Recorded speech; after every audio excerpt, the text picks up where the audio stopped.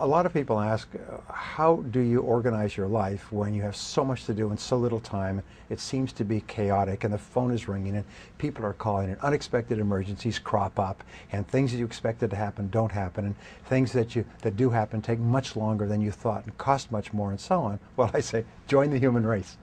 The fact is that in our world today, there's so much good stuff going on that we are eager to take a piece of everything.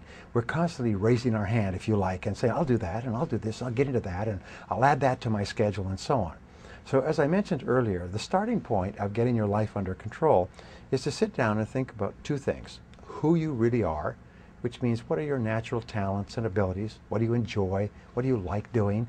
If you could wave a magic wand, if you were financially independent, what would you want to do with your life based on your own talents and abilities? Another question we ask is, if you could work at any job or in any industry or in any position or in any part of the country, what would they be? And think them through. At Stanford University, they teach an exercise in the creative thinking part of the business faculty. It's called the 2010 exercise.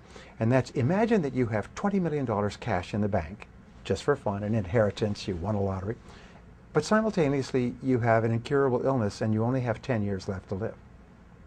If you had $20 million in the bank and 10 years left to live, what choices and decisions would you make for your life? And that begins to clarify things. You start to become clear, well, if I had that money and only a limited time, there's certain things I would want to do and certain things that would not be that important. The second goal area is, what do you really, really want from your life? If you had no limitations, if you had all the money and all the time and all the talents and all the abilities, if you could do or be or have anything, what would you really want in your life? And write them down. And then what I encourage people to do is make a list of 10 things, 10 goals that you'd like to accomplish in the next year or so, and ask this question. If I could only accomplish one goal on this list, which one goal would have the greatest positive impact on my life? If you could only accomplish one goal in life, which one goal would have the greatest positive impact on your life? Now, for most people, especially when you're maturing in your career, when you're growing up, the biggest goal is money. If you had money, then you could buy a house, home, car, family, lifestyle, and so on. So that's quite normal. For other people, it may be a health goal. For business owners, maybe a business goal. For people with relationship problems, maybe a relationship goal. But ask yourself, if you could achieve one goal or resolve one problem, and remember, a problem unsolved is merely a goal unachieved, which one would it be?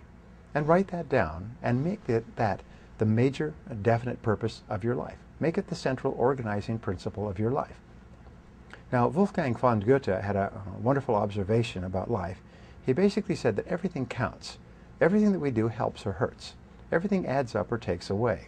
So once you have a very clear goal, then you simply ask yourself, based on what I really, really want for my life, what's most important to me, is what I'm about to do helping or hurting? Is it going to move me toward my goal or move me away? And if it doesn't move you toward what is most important to you, then it's a very good candidate to be delegated, outsourced, downsized, or even eliminated. In the process of re-engineering in business, the whole process of re-engineering is based on what is called process simplification. And the way that you simplify a process is you stop doing things. You eliminate low-value tasks to free up more time for the things that are most important to you.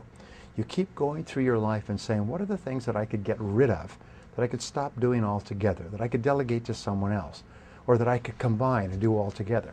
You keep thinking, how can I simplify my life? How can I re-engineer my life so that it's simpler and more streamlined?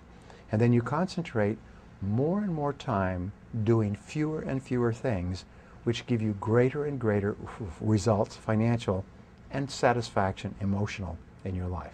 That's how you bring order out of chaos.